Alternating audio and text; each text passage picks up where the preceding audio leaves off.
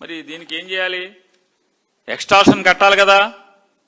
CI గారు, MLA గారు చెప్పారు, కట్టారు మీరు. మరి ఎక్స్టార్షన్ సెక్షన్ ఏది? మీరే రాశారు కదా. అంటే తీవ్రమైన సెక్షన్లు కూడా పెట్టరు మీరు.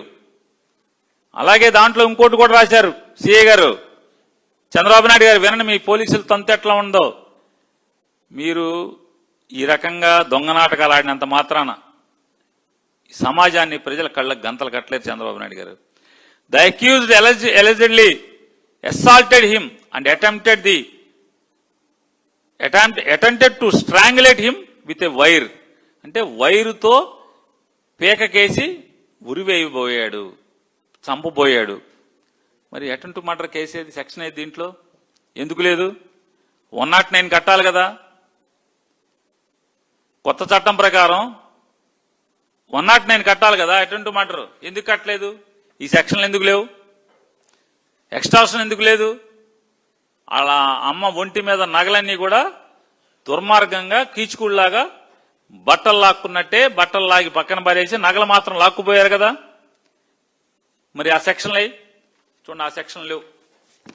ఎఫ్ఐఆర్లో కంటెంట్ ఇది, కానీ సెక్షన్లు ఉండవు. దాంట్లో సెక్షన్లు ఉండవు, సరే అరెస్టులు కూడా ఉండవు. 15వ తారీఖు సంఘటన జరిగింది, 16వ తారీఖు ఎఫ్ఐఆర్ కట్టారు, ఒక్కడిని అరెస్ట్ చేయలే. గుంటూరు అమరావతి అని చెప్తున్నాడు చంద్రబాబు నాయుడు గారు. మేము ఎప్పుడైతే జగన్ గారు మావిగన్ అన్నాడో ఈయన కూడా మాట్లాడుతున్నాడు. అమరావతి అంటే ఏంటి? విజయవాడ, గుంటూరు, మంగళగిరి. విజయవాడ, గుంటూరు. మా బందర్ తీసాడు. బందర్ అక్కర్లే మీకు. ఎందుకు అక్కర్లేదు? మీ చుట్టాలు ఎవరు లేరేనా? మచిలీపట్నం ఎందుకు అక్కర్లేదు చంద్రబాబు గారు? మన చుట్టాలు లేరేనా? ఓన్లీ ఇక్కడే ఉన్నారా? విజయవాడ, గుంటూరు, మంగళగిరిలోనే ఉన్నారా? మరి నగర రాజధాని అని చెప్తున్నారు కదా మీరు కూడా. జగన్మోహన్ రెడ్డి గారు విజయవాడ, మచిలీపట్నం, విజయవాడ, గుంటూరు రాజధాని అంటే మీరు కూడా విజయవాడ, గుంటూరు, మంగళగిరి రాజధాని అని చెప్తున్నారుగా. మరి రాజధాని అయినటువంటి ఈ గుంటూరు నగరంలో దుర్మార్గంగా కీచక పర్వం జరిగితే, అమానవీయ సంఘటన జరిగితే, మీ గుండెల్లోకి లోతుగా కలిసిపోయేటువంటి గాయం అయితే ఏం చేయాలని? 18వ తారీఖు నారా చంద్రబాబు నాయుడు గారు, లోకేష్ గారు మాట్లాడతారు. మేము ఎరగదీశాం, అసలు మామూలుగా ఆయన్ని ముద్దాయిని అట చేశాం, ఇట చేశాం అని చెప్తారు. అంటే ఇది ఒక తేట తెల్లమైనటువంటి వ్యవహారం. నారా చంద్రబాబు నాయుడు గారి ప్రభుత్వంలో ఎమ్మెల్యేలకి తెలియకుండా, ఎమ్మెల్యేలకి చెప్పకుండా, ఎమ్మెల్యే అనే అతను పోలీస్ స్టేషన్కి ఫోన్ చేయకపోతే ఎఫ్ఐఆర్ అవదు. ఎఫ్ఐఆర్ అయినా ఎమ్మెల్యే చెప్పకపోతే అరెస్టులు కూడా అవ్వవు. ఎందుకని అరెస్ట్ చేశారు?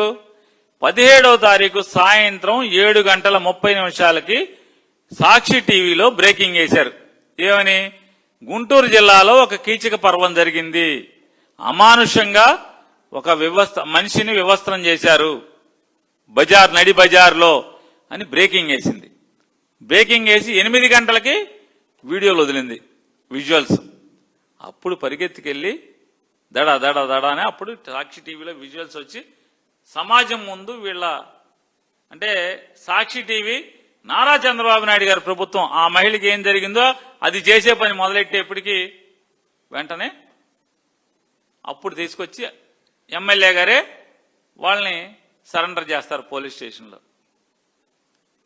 ఇవాళ ఈ రాష్ట్రంలో లా అండ్ ఆర్డర్ ఈ సిచ్యువేషన్లో ఉంటే, ఎమ్మెల్యేలు చెప్తే గానీ కేసు కట్టకుండా, ఎమ్మెల్యేలు చెప్తే గానీ కేసు కట్టినా కూడా అరెస్టులు చేయని పరిస్థితి ఉంటే ఈ రాష్ట్రంలో, మరి ఎక్కడికి పంపించి తీసుకెళ్లిపోతున్నారు ఈ రాష్ట్రాన్ని?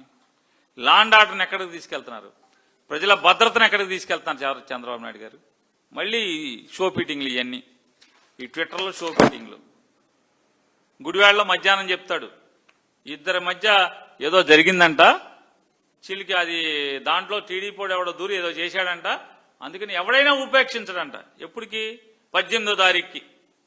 15వ తారీఖు జరిగితే 18వ తారీఖు మధ్యాహ్నం ఈయన ఏదో ఇరగదీసినట్టు చెప్తున్నాడు చంద్రబాబు నాయుడు గారు సిగ్గుపడకుండా. ఇవాళ గుంటూరే కాదు, ఇవాళ ఒక గుంటూరు నగరం కాదు, గుంటూరు నగరం నడిబొడ్డే కాదు, ఇవాళ రాష్ట్రంలో ఎక్కడ చూసుకున్నా కూడా రాష్ట్రంలో మీ ఇష్టం. నిజంగా వాళ్ళ అదృష్టానికి, ఆ బాధితురాల కుటుంబం అదృష్టానికి వాళ్ళ ఇంటి సీసీటీవీ ఫుటేజీ లేకపోతే, వాళ్ళ ఇంట్లో సీసీటీవీ లేకపోతే కేసు లేదు, అరెస్టు లేదు, చంద్రబాబు నాయుడు గుండె లోతుగా కదిలిపోయేది లేదు, Nara Lokesh Naidu shock, absolute shock అయ్యే పరిస్థితి లేదు, ఎమ్మెల్యే గారి హృదయం కూడా కలిసిపోయే పరిస్థితి లేదు, కదిలిపోయే పరిస్థితి లేదు. గుంటూరు సిఐ గారు, నగరంపాలెం సిఐ గారు ఎఫ్ఐఆర్ కట్టేది లేదు, వాళ్ళని అరెస్ట్ చేసేది లేదు. ఇద్దరి మధ్య గాలివాన ఏంటిది ఇది అంటే ఈ దోపిడీకి అర్థం పడుతుంది ఇక్కడ. అంటే ఒక సంఘటన ఇవాళ జరిగినటువంటి ఈ అకృత్యం, ఈ అఘాయిత్యం, ఈ దుర్మార్గం ఏం చెప్తుంది? ఎవడింట్లో పని కావాలన్నా తెలుగుదేశం పార్టీ వాళ్ళకి కప్పం కడితే గాని పనులు చేసుకుంటాకి లేదు. 2009 సంవత్సరంలో ఆడింటి ముందు వాళ్ళు బోర్ వేసుకోవటం ఏంటి, వాడకట్లో ముగ్గురు కలిసి ఆ బోరు రిపేర్ చేసుకుంటాకి తెలుగుదేశం వాళ్ళకి డబ్బులు ఇవ్వటం ఏంటి? అంటే సమాజంలో, ఈ రాష్ట్రంలో ఏం జరుగుతుంది అనేది ఆయనకి అర్థం పడుతుంది కదా.